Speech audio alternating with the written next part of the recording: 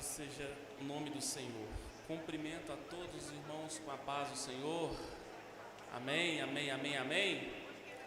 Queridos, o tema é sério, o tema é relevante e eu estou muito feliz de abordar esse tema aqui na manhã desse dia. A todos os irmãos que estão assistindo online, sejam muito bem-vindos.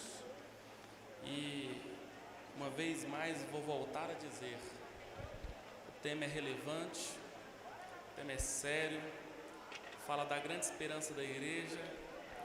Eu estou feliz porque escatologia tem sido um tema de estudo que eu já tenho procurado compreender nos últimos anos da minha vida, e é por isso que eu fiquei feliz, tá bom? De abordarmos esse tema. Queridos, creio que todos estão com lição, então quero comentar primeiro o texto de referência, Apocalipse capítulo de número 3, o versículo de número 10.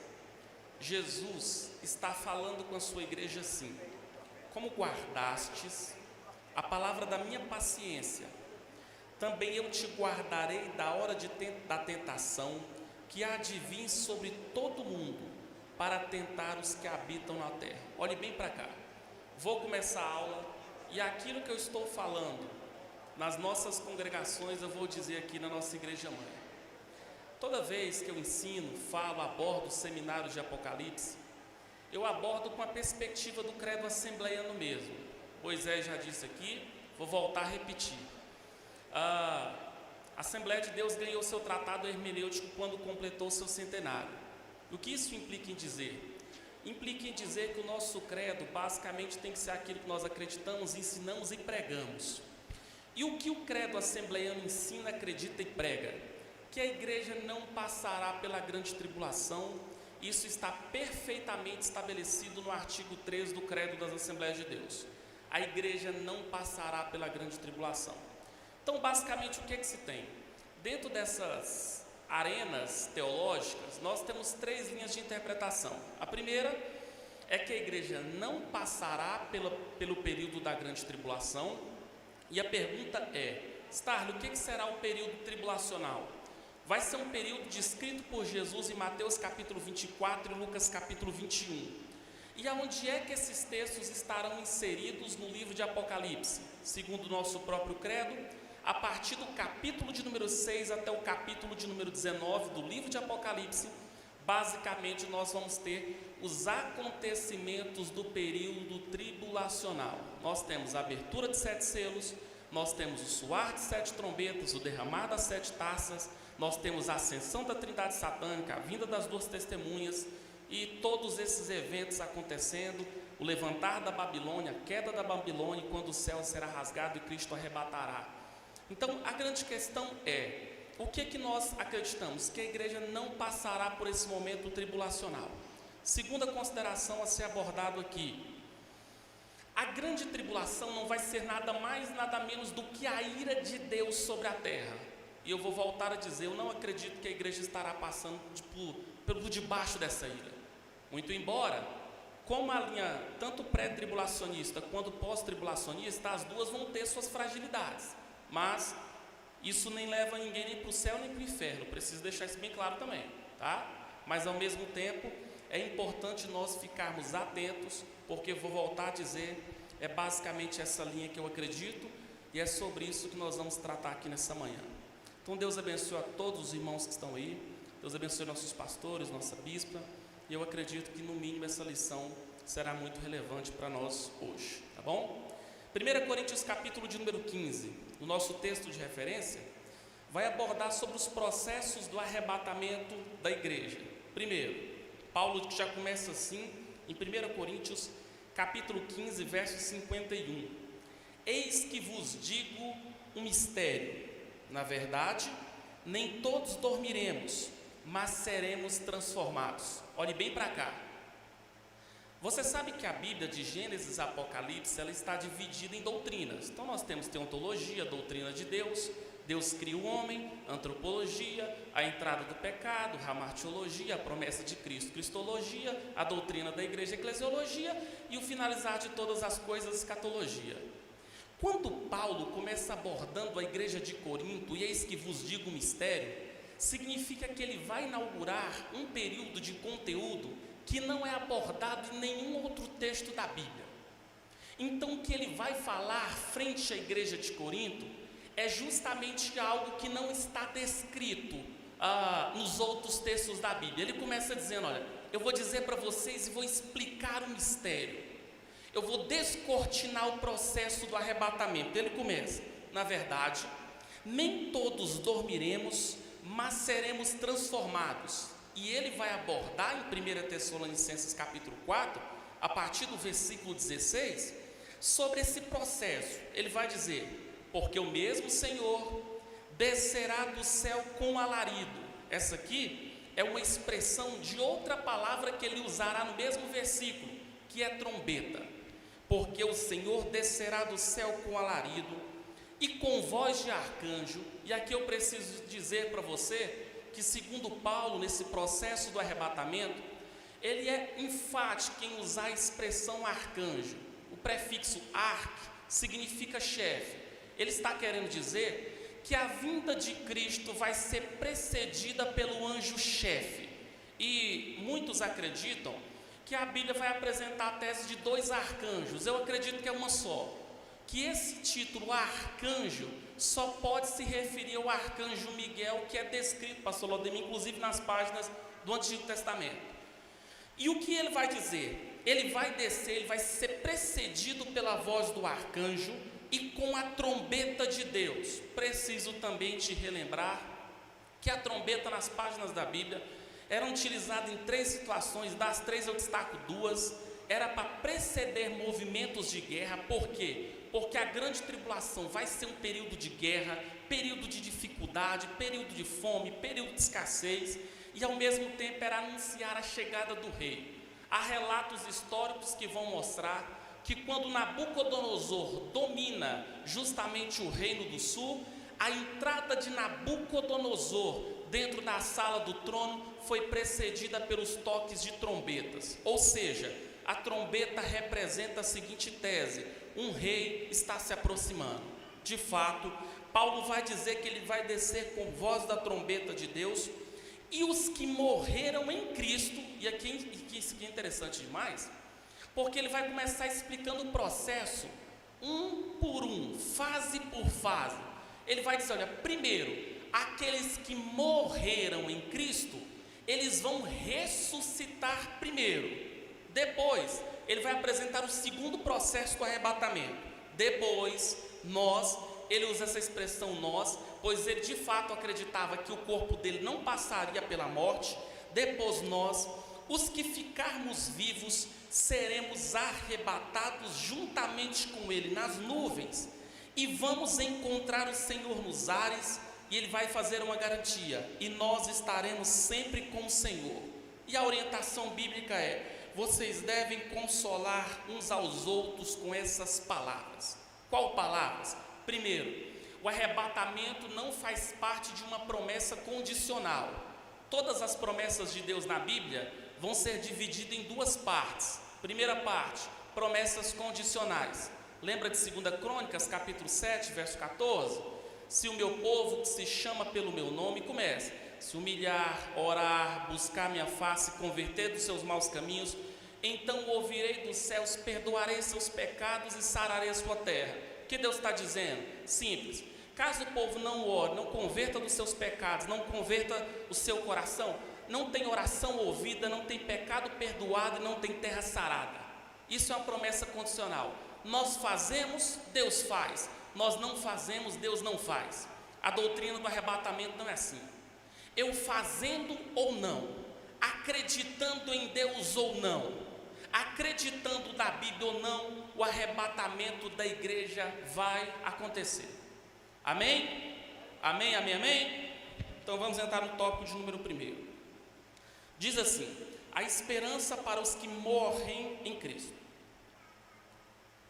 No Apocalipse, vemos a igreja de Cristo arrebatada participando das bodas do Cordeiro e vindo com Cristo por ocasião da sua volta triunfal. Eu vou pedir para a mídia colocar o texto áureo daquele que é considerado um dos grandes benefícios da igreja, que está registrado em Apocalipse capítulo 19, do verso 7 ao verso 9. Lá vai apresentar a doutrina bíblica das chamadas bodas do Cordeiro. Apocalipse capítulo de número 19, do versículo 7 ao versículo de número 9. Você pode também estar abrindo a sua Bíblia e conferindo. Dr. Alderino Nelson Rocha costuma dizer que Bíblia marcada, rasurada, significa vida restaurada. Ele vai dizer que quando a Bíblia está muito, nunca foi rasurada, ele costuma dizer que é sinônimo de vida arrebentada. Então, você pode marcar sua Bíblia, você não está pecando contra Deus. Apocalipse capítulo 19, versículo 7, diz assim: regozijemo-nos e alegremo-nos e demos-lhes glória, porque vindas são as bodas do Cordeiro e a sua esposa já se aprontou. Só até aí está ótimo. Está ali, o que será as bodas do Cordeiro, estabelecidas justamente no tópico primeiro. Para você entender o que será as bodas do Cordeiro, você vai precisar conceber a seguinte ideia: Deus é um Deus que ama a celebração do seu povo. Você vai perceber, por exemplo, as 3 principais festas estabelecidas ali para a nação de Israel, e você também vai perceber que o Deus das Escrituras, ele se alegra com cerimônias de laços matrimoniais, ele se alegra com isso. Então o que significa? Que Deus celebrou uma quantidade interessante de casamentos na Bíblia. Gênesis capítulo 29, Jacó e Lia, Ruth capítulo 4, lembra do laço matrimonial de Ruth e de Boaz? E você também não pode se esquecer do primeiro milagre que Jesus realiza lá nas bodas de Caná da Galileia. Isso significa que Deus sempre celebra relacionamentos e também celebra festas e laços matrimoniais. Se Deus celebra com a sua criatura, imagina se Deus ia perder a oportunidade de fazer uma cerimônia dessa. E por que eu digo isso? Porque as bodas do Cordeiro, segundo Apocalipse capítulo 19, do verso 7 ao verso 9, e especificamente no verso 14, será nada mais e nada menos do que o casamento do noivo com a noiva. Vai ser a aliança eterna estabelecida entre Cristo, que é o noivo, e a igreja representada pela noiva. Starley, quem será o anfitrião? Resposta: o próprio Deus. Jesus conta isso através de uma parábola em Lucas capítulo 14, do verso 16 ao versículo de número 23.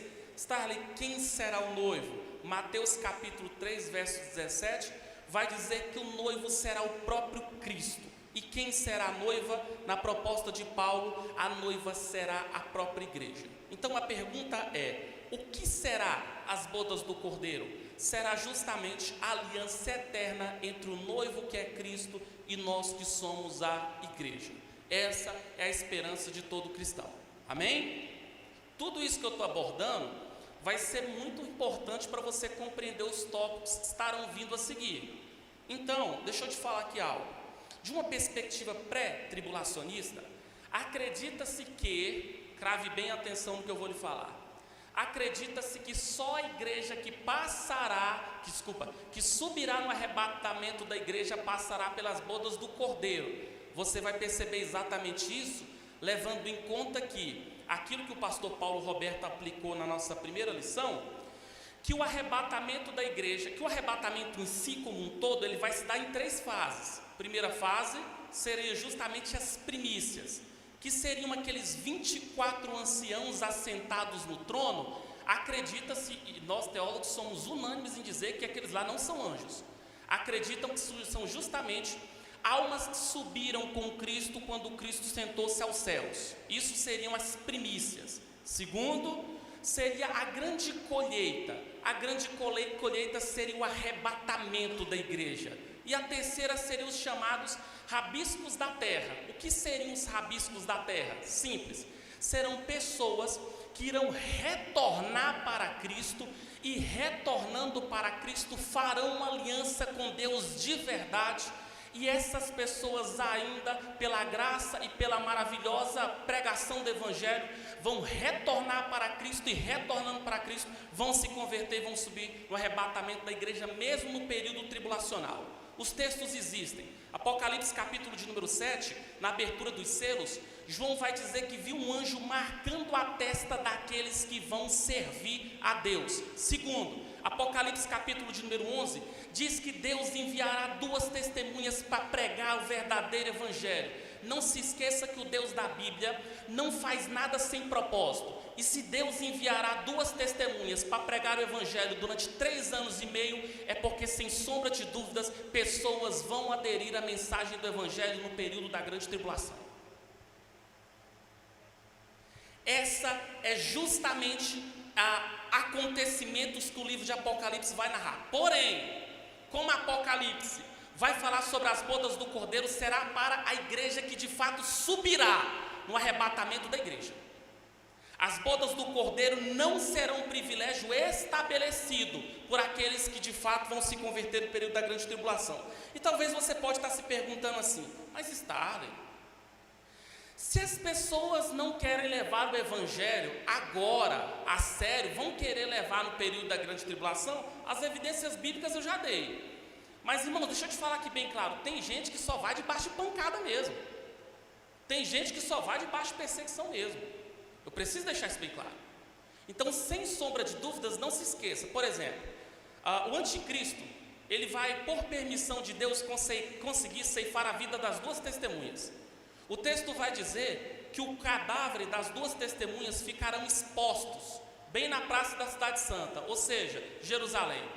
O texto vai dizer que no 3º dia eles vão ressuscitar por poder e glória de Deus.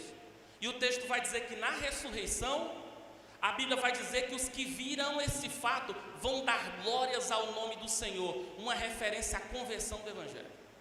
Então preciso te dizer exatamente isso, que de fato o Evangelho será promovido e Deus enviará testemunhas para pregar o verdadeiro Evangelho. Eu costumo dizer nesses seminários que eu tenho ministrado no nosso campo, porque alguns ficam cheios de perguntas, né? Starley, quem serão as 2 testemunhas? Como é que será o desenrolar do anticristo? Quem será ele? Eu até brinco dizendo assim: faz o seguinte, se você ficar no arrebatamento da igreja, chega lá, você conta pra gente.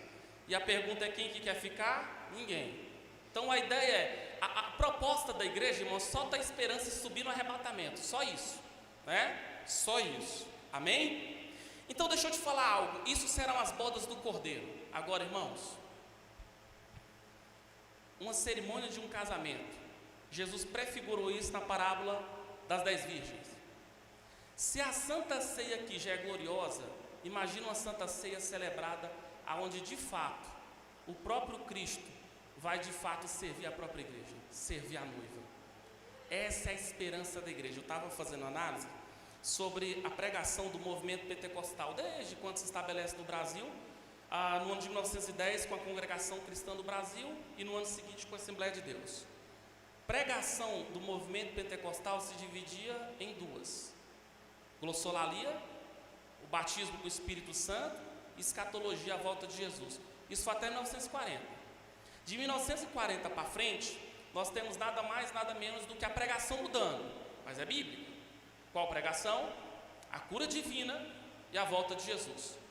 Missionário Davi Miranda, missionário Manuel de Melo, primeiro fundador da Igreja Pentecostal Deus Amor, segundo Igreja Pentecostal Brasil, o Brasil para Cristo, fizeram cruzadas e de fato esses homens varreram o inferno, pregando e sendo usado por Deus em cura divina e pregando que Jesus voltava.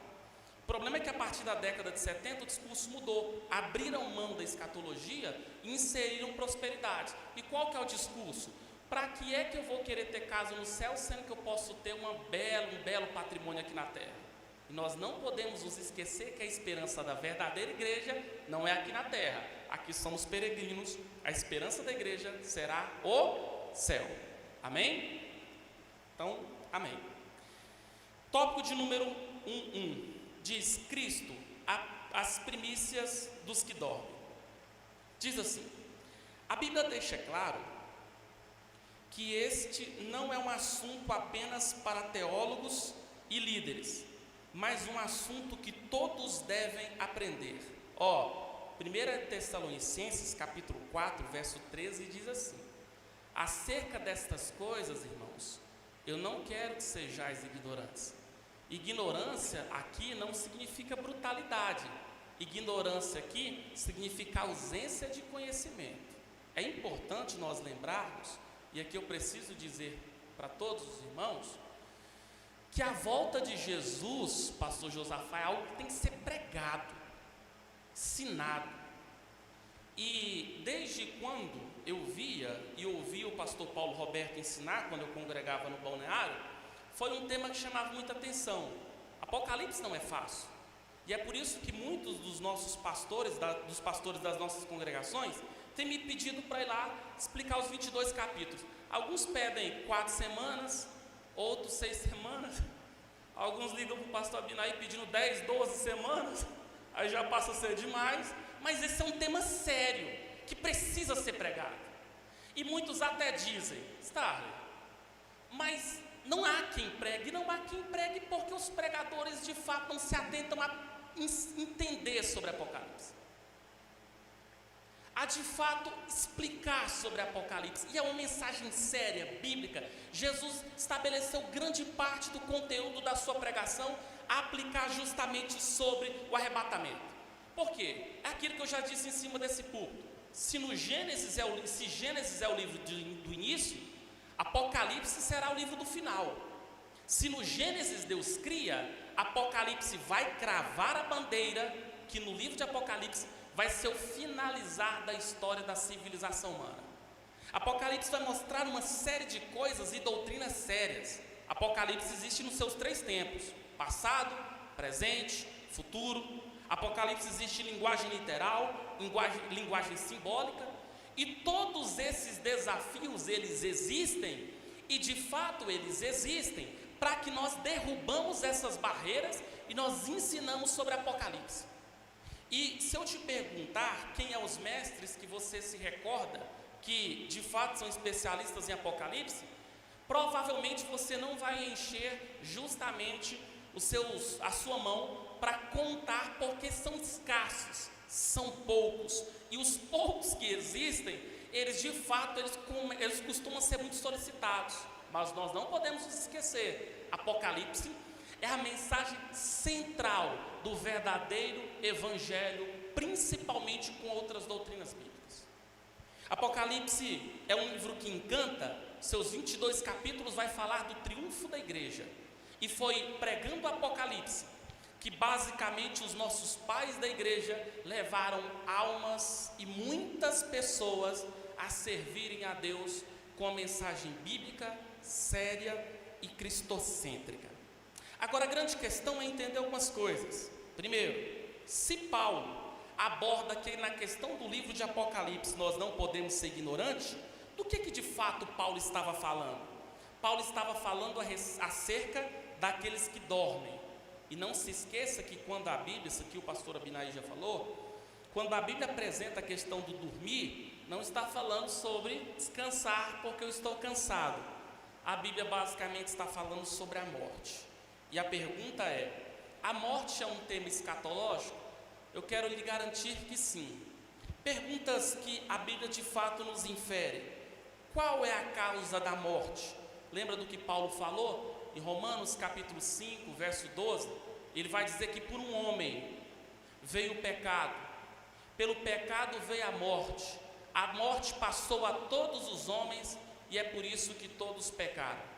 Qual foi a porta de entrada que a morte encontrou para de fato entrar na civilização humana? Resposta: o próprio pecado. Segundo, o cristão deve compreender que a morte é algo natural e de fato, por ser natural, nós temos uma esperança que vai além da morte. Jesus chegou a dizer em João capítulo 11, versículo 26, que quem crer nele vai viver eternamente. E é por isso que quando John Wesley comenta esse texto, ele vai dizer que a igreja de fato não pode se conter e entender que a morte dá uma golpeada fatal. o finalizar da igreja não é sofrer o golpe da morte. A morte não vai ser nada mais, nada menos do que um transporte que vai levar o homem para viver com Cristo pelos séculos dos séculos. 2 Timóteo, capítulo 4, verso 16, aquela mensagem que eu preguei sobre Paulo, eu estive domingo lá atendendo uma das nossas regionais, lá em Valparaíso, e eu estava abordando justamente o apóstolo Paulo, preso dentro de uma masmorra romana. Já era um senhor de idade, mancava de uma perna, provavelmente com deficiência nos olhos, mas ele vai dizer para seu filho Timóteo: e o tempo da minha partida está próximo. A palavra partida ali era utilizada em 3 situações, das 3 eu destaco uma. Era a hora de descravar, de arrancar as estacas que estão segurando o barco, eu entrar para dentro do barco e retornar para a casa do meu pai. Essa era a ótica, seria a forma com que o apóstolo Paulo enxergava a morte, como de fato eu entrar para dentro do bote e voltar para a casa do meu pai, porque é dele que eu vim e de fato a morte vai me levar até os seus braços. Portanto, Paulo, enxergando a ótica da morte de uma perspectiva bíblica e cristã, ele relembra a igreja que eles não poderiam parar as suas vidas, de fato, por ter perdido um ente querido, porque embora a morte é algo que nos golpeia, e quando ela nos golpeia, quando a gente perde um ente querido, ela nos golpeia e nos dá dor. Eu nunca perdi alguém tão próximo, igual eu perdi o cunhado da minha esposa, que era alguém que eu tinha uma admiração fantástica. Empresário, pastor da igreja presbiteriana renovada, pentecostal, usado por Deus de uma forma, cara, fantástico.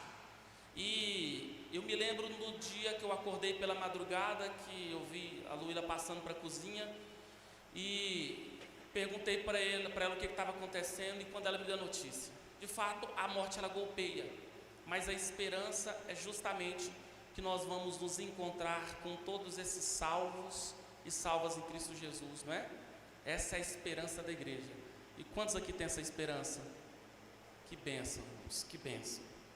Tópico de número 2, Paulo vai apresentar sobre isso, a ressurreição dos mortos. A base de nossa fé sobre a ressurreição dos mortos é sólida e consistente, é a palavra de Deus. É o que Paulo vai pregar em 1 Tessalonicenses 4,16. A Bíblia nos dá detalhes sobre a ressurreição dos mortos por ocasião do arrebatamento.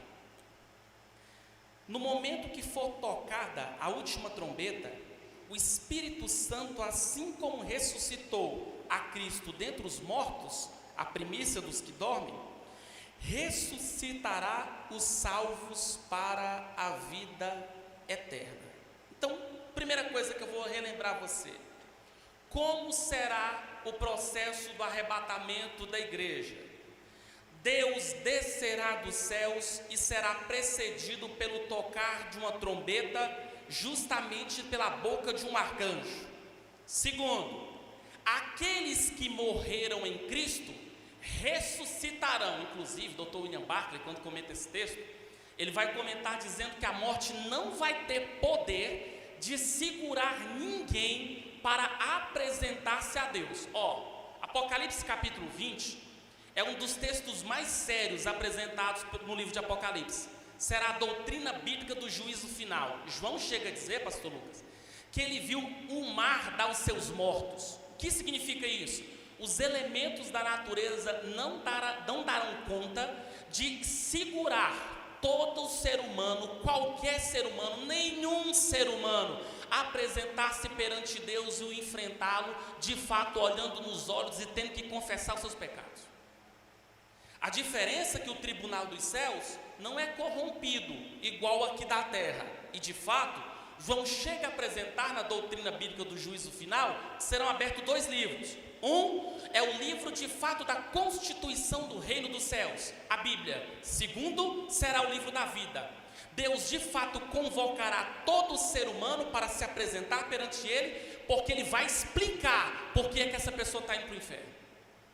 Segundo, o que nós vamos perceber aqui é que a morte não vai conseguir conter ninguém de se apresentar perante o juízo final, mas a morte também não irá conter nenhum homem, nenhuma mulher, nenhum salvo, nenhuma salva de ser galardoado pelo próprio Cristo. Afinal de contas, Paulo garante dizendo que os mortos em Cristo serão os primeiros a serem ressuscitados para viver com Cristo pelos séculos dos séculos. Primeiro, o Senhor vai descer, será precedido pela trombeta na boca de um arcanjo. Segundo, todos os que morreram em Cristo. E aqui que eu quero abordar outra coisa. Geralmente existem duas linhas de interpretações do tipo: morrer em Cristo significa só aqueles a partir do que o cristianismo foi inaugurado? Resposta: não. Pelo menos acredita-se alguns que sim, mas eu acredito que não. Eu acredito que todos os homens que temeram a Deus desde as páginas do Antigo Testamento ressuscitarão. Afinal de contas, o sacrifício e a ressurreição de Cristo beneficiou todo homem e toda mulher, e beneficiará todo homem e toda mulher que temer ao nome de Jesus. O que isso apresenta? Dizendo que, primeiro, Deus vai descer pela trombeta de um arcanjo. Aqueles que morreram em Cristo vão ressuscitar, se apresentar perante Ele. Depois, quem estiver aqui vivo, vai ser transformado. E tem algo interessante, porque essa expressão transformar é a base da palavra metanoia, de transformação mesmo. Daqui a pouco eu vou apresentar um pouco sobre a doutrina bíblica do corpo glorificado, mas seria mais ou menos a metáfora da lagarta e da borboleta. Da lagarta e da borboleta. Será transformado em um corpo de glória. E daqui a pouco eu vou falar sobre isso. Será um galardão, um presente que Deus dará aos homens que temem a Ele. Mas terceiro, no tópico de número 1:3, o comentarista diz assim: isso aqui é fato, né, irmãos? Como é efêmera a vida. A Bíblia afirma que a vida, primeiro, é um conto ligeiro. Se você perguntar, a Bíblia dá argumentos para o homem não se ensorbebecer? Sim, vários inclusive. Você quer saber o que eu e você somos? Primeiro, a sua vida, ela não é nada mais, nada menos do que um conto ligeiro. Você sabe o que é conto ligeiro, né? Aqueles livrinhos, aquelas cabeceiras que fica do lado da cama de vocês, com aqueles livrinhos de 5 páginas. Aquilo é um conto ligeiro. Ali é a sua vida. Passa rápido. E há quem diga que depois dos 18 passa mais rápido ainda, né? As pessoas costumam dizer isso. Depois dos 18, rápido. Um dia desses, nós estávamos segurando nossa bebê no colo, já está com 4 anos. Quer dizer, a vida é rápida. Segundo, Jó, capítulo 7, verso 9, vai dizer que a sua vida é uma nuvem que passa, assim, rápida, rapidinha. Terceiro, a Bíblia vai dizer que a sua vida é uma sombra que se declina. E de fato, a sombra existe como resultado da vida do sol, mas de fato ela vai. A Bíblia vai dizer que a sua vida é como uma erva que se seca. E é pela brevidade da vida e pela fragilidade humana, muitas pessoas que não têm fé em Cristo se sentem perdidas, sem esperança, e algumas acabam apressando o processo da morte. Mas nós, que somos uma igreja, nós temos uma viva esperança. Qual a esperança? De que Jesus vai voltar e a morte não será o nosso estágio final. Amém? Tópico de número 2. A igreja e a esperança do porvir. Já vamos para o tópico de número 2:1, por favor? Tópico de número 2:1. Diz assim: nem todos dormiremos. Nem todos dormiremos. Vou voltar a dizer: dormir não é descansar. Dormir é a morte. Por exemplo, se quando eu finalizar aqui, antes do pastor Abinair nos abençoar e irmos para casa, e se a trombeta toca? Você não morreu. Você não morrerá. Você vai ser transformado. Você vai ser transformada. Você não irá dormir. O arrebatamento não é uma teoria, diz a sua lição, mas um fato real que está prestes a acontecer. A palavra de Deus nos revela, e eis que vos digo um mistério: na verdade nem todos dormiremos, mas todos seremos transformados. No passado, gerações de cristãos leram, pregaram e ensinaram sobre esse texto bíblico. Contudo, morreram sem terem testemunhado o cumprimento dessa promessa. Mas a Bíblia nos fala que virá o arrebatamento. Então podemos afirmar que haverá uma geração de cristãos, isso é impressionante, né? Que não irão passar pela morte. Isso aqui você pode ter certeza. Vai haver uma geração de cristãos que não vão experimentar a morte. É possível que esta geração seja a nossa, considerando o estado no qual se encontra a humanidade e muitas profecias estão se cumprindo. O conhecimento disto deve nos levar a um despertamento genuíno para as coisas espirituais e uma comunhão profunda com Deus. Eu vou pedir para você abrir a sua Bíblia em Mateus capítulo 24. Eu vou contar para os irmãos algo que eu contei da última vez que eu estive lá no programa do Luiz Alberto. Eu vou contar algo que eu contei lá. Mateus capítulo 24. Jesus fala sobre algumas profecias que acontecerá nos últimos dias. Mateus capítulo 24, a partir do versículo de número 4. Mateus capítulo 24, o versículo de número 4. Olhe bem para cá, diz assim: E Jesus respondendo-lhes, disse-lhes: Acautelai-vos, que ninguém vos engane. Olha só a primeira evidência das profecias que Jesus disse que caminharia para o final. Porque muitos virão em meu nome, dizendo, eu sou Cristo, e enganarão a muitos. Olhe bem para cá, olhe bem para cá. Quando Cristo falou isso, era em um contexto aonde ser cristão nessa época, sem sombra de dúvidas, era muito mais difícil que hoje.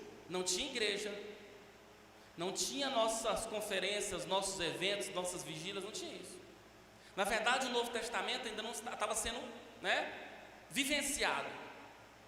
Para Cristo ter falado assim, sendo judeu do século I, olha, muitos vão vir em meu nome, dizendo que é eu, de duas uma.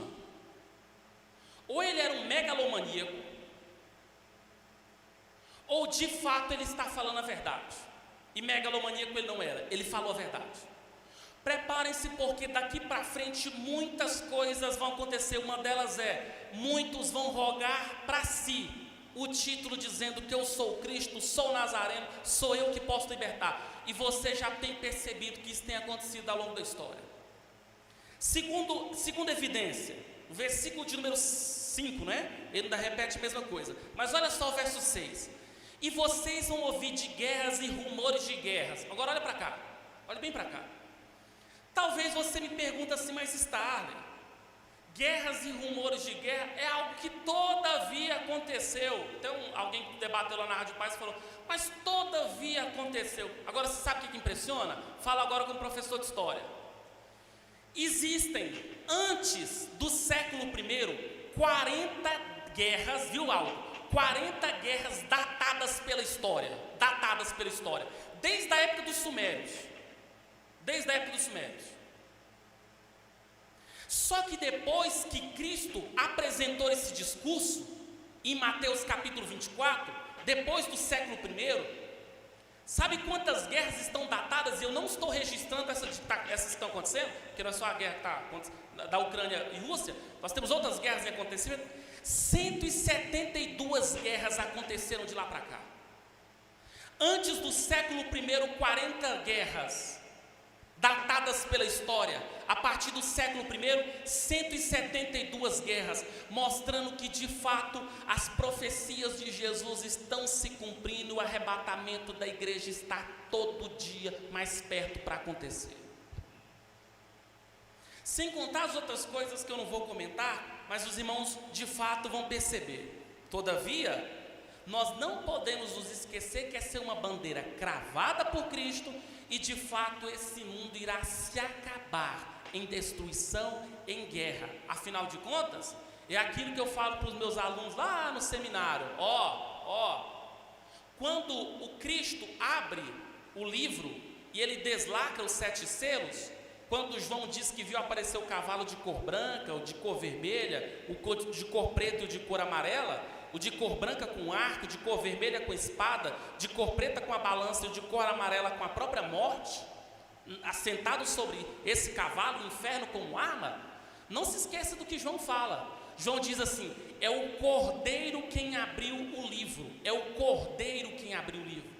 Tudo isso vai estar acontecendo porque o próprio Cristo tem interesse em de fato destruir esse mundo e de fato promover guerra, permitir a promoção da guerra, porque os homens hoje rejeitam o príncipe da paz. As profecias estão aí. E é porque eu não sou daquela área de escatologia que se Israel dá um espirro eu digo que é profecia bíblica. Mas quando nós observamos fatos históricos iguais a esse, a gente conclui a seguinte verdade: Cristo nunca mentiu, Cristo não mente e Cristo nunca mentirá. Mas ainda nós temos uma outra questão séria para se tratar. Tópico de número 2:2, não precederemos os que dormem. Diz assim, tópico de número 2:2: no momento do arrebatamento, já vimos que os mortos salvos ressuscitarão primeiro. Após a ressurreição dos salvos, nós que estamos vivos seremos igualmente transformados e subiremos juntos para o encontro com Cristo nos ares. Este é o momento onde a sociedade em geral sentirá o impacto do arrebatamento. Você imaginou como é que seria isso?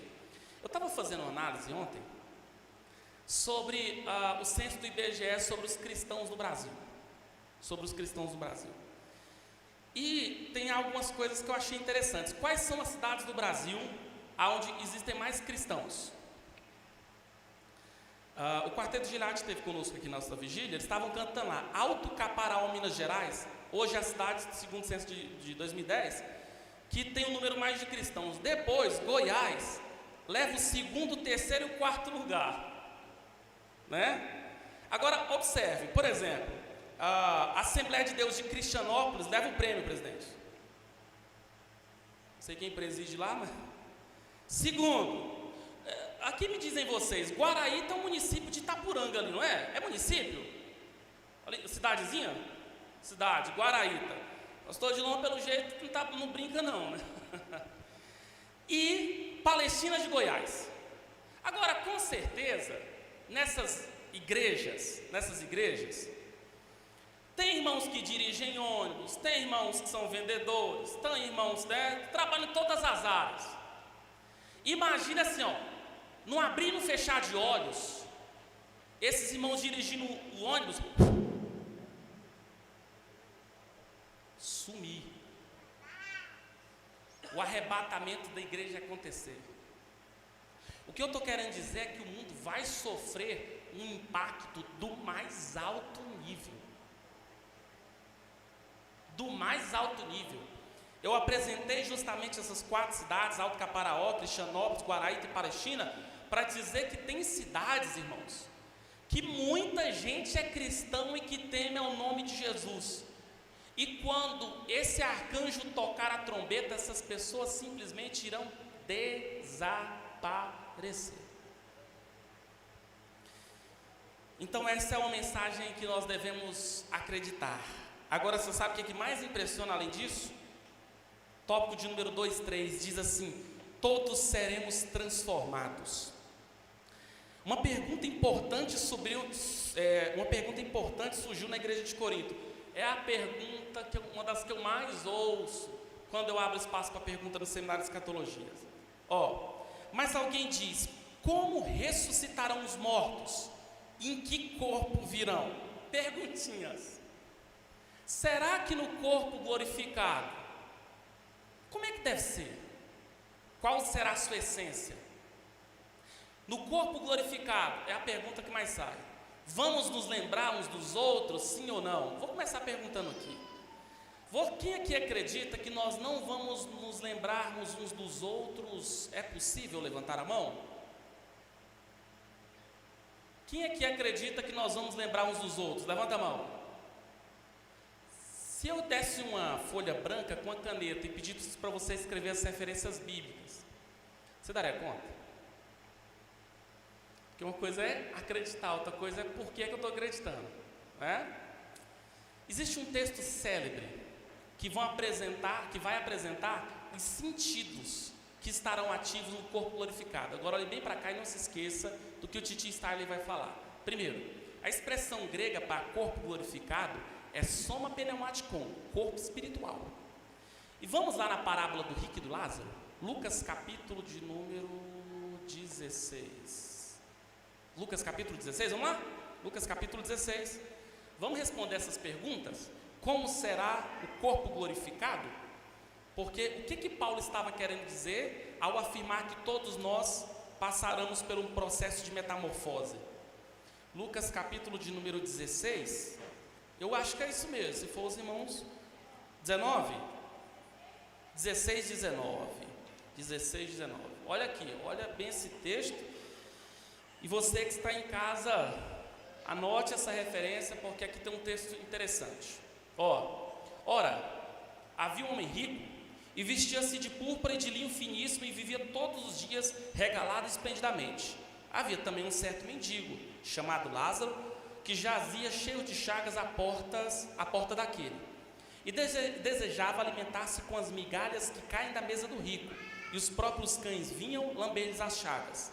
E aconteceu que o mendigo morreu. Aqui é morte mesmo, tá bom? Morte mesmo. E foi levado pelos anjos para o seio de Abraão. E morreu também o rico e foi sepultado.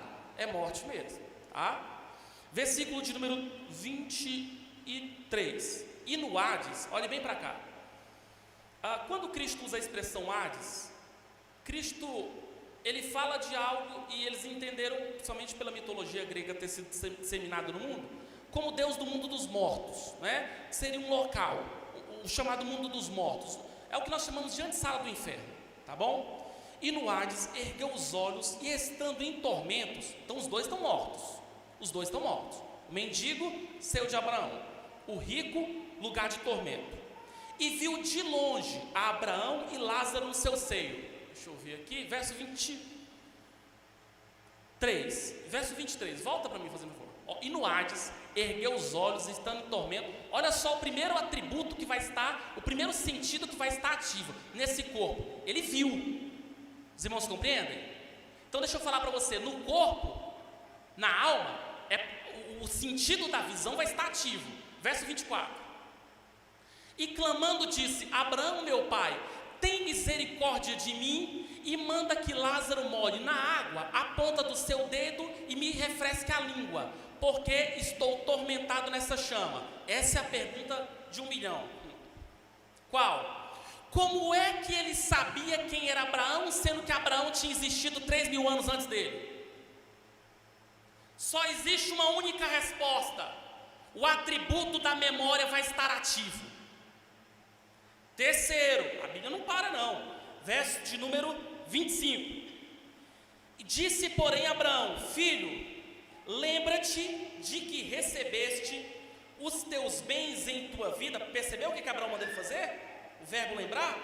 E Lázaro somente males. Agora, este é consolado e tu atormentado. Verso 26. E além disso, está posto um grande abismo entre nós e vós, de sorte que os que quiserem passar daqui para vós não poderiam, nem tampouco passá-lo de lá para cá. Então olhe bem para cá. Jesus está dizendo, primeira coisa, vou te explicar algumas considerações. Primeiro, a Bíblia chama isso aqui de quê? De parábola. Eu quero garantir para você que isso não é parábola, por 2 motivos. Primeiro, parábola não tem nome, Jesus aqui dá nomes. Segundo, Jesus começa com o verbo havia, de haver. Significa que ele está contando algo que está acontecendo mesmo. Havia, e ele vai contar a história de um homem, de um pobre e de um rico, e vão dizer que esse rico só se preocupou com os bens dele aqui, e não se preocupou com os benefícios da vida eterna. Foi para um lugar de tormento. E o engraçado é que nesse local de tormento ele vê Abraão, sabe quem é Abraão, porque sem sombra de dúvidas, os que estavam lá com ele contaram para ele, e ele vai de fato pedir para que Abraão permita ele retornar aqui para a terra, para retornando aqui para a terra, ele avisasse para os seus familiares: olha, tem um inferno, existem consequências para quem não se entregasse a Deus. Então, algumas lições. Primeiro, esses atributos vão estar ativos. Ele vê, ele fala, ele sente, ele lembra. Segunda consideração: esse é o local onde a Bíblia apresenta justamente qual é o destino das pessoas que morrerem hoje, sem Deus. vão para o local de tormento aguardando justamente o julgamento final ou juízo. Por quê? Porque o inferno só será inaugurado no arrebatamento, após o juízo final. Aí talvez você me pergunte, mas minha tia foi lá no inferno, ela caminhou lá dentro, trocou. A minha preocupação dessas pessoas que vão para o inferno, vão e voltam, vão e voltam, vão e voltam, é que uma hora eles vão e vão esquecer de voltar. Então deixa eu falar algo bem claro. O lago que arde em fogo e enxofre só será inaugurado, quero nem acreditar que o pastor Lucas deve estar pensando agora, só será inaugurado justamente após o juízo final. E quem morre em Cristo está descansando, e essa expressão descansar não é o sono da alma, tão reprovado por nós teólogos. Estão descansando e de fato aguardando para serem galardoados por Jesus Cristo.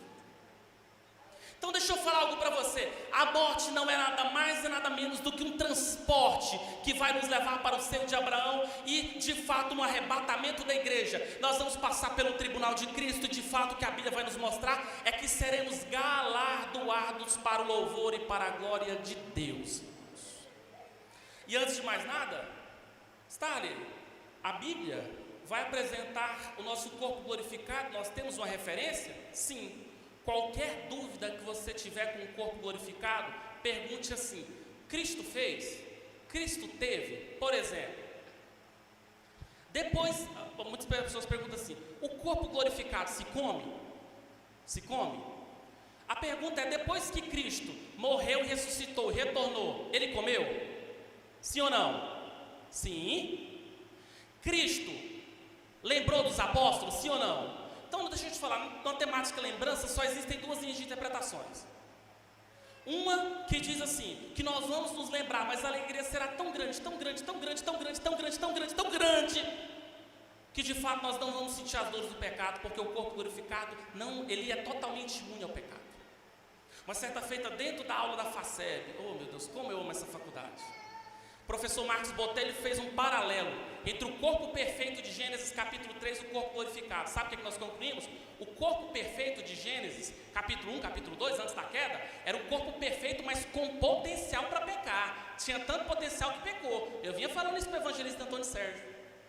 Mas que o corpo glorificado, irmãos, será um corpo imune. É por isso que eu já disse uma vez que eu preguei aqui: quem anda de cadeira de rodas aqui, lá com o corpo glorificado vai andar perfeitamente.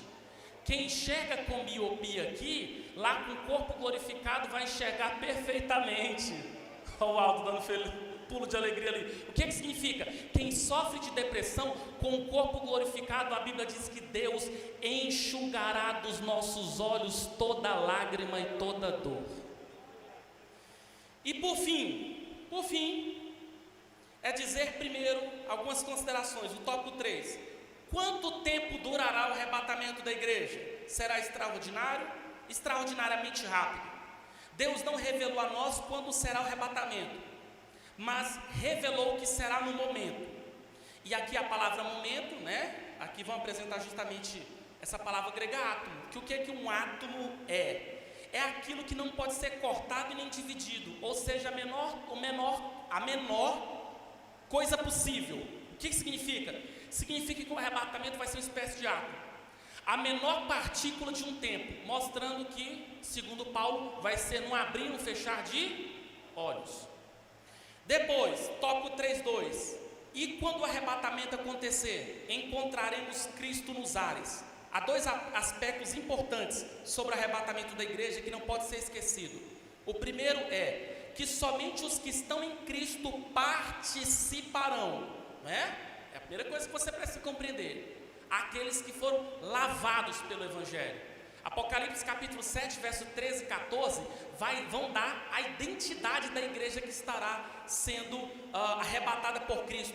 E a palavra grega arpazô, na Vulgata traduziram por raptos, significa que Cristo vai raptar, vai tomar a igreja à força.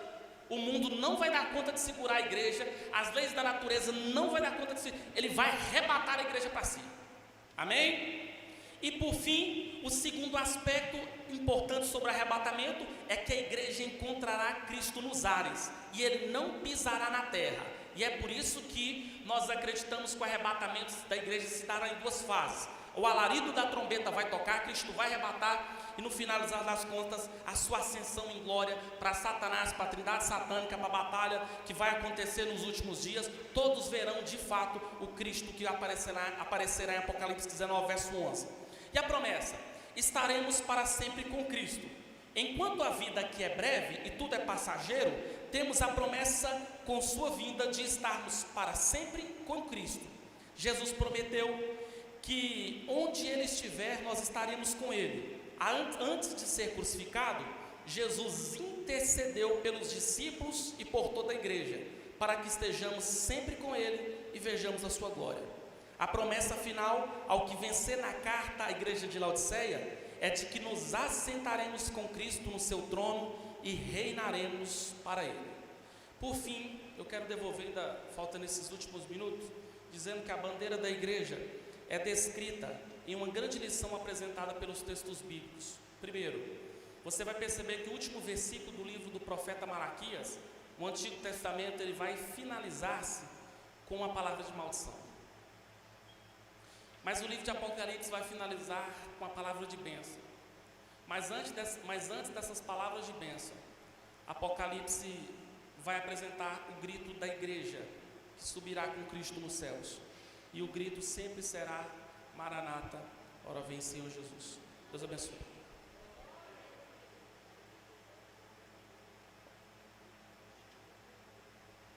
Glória a Deus. Meus irmãos,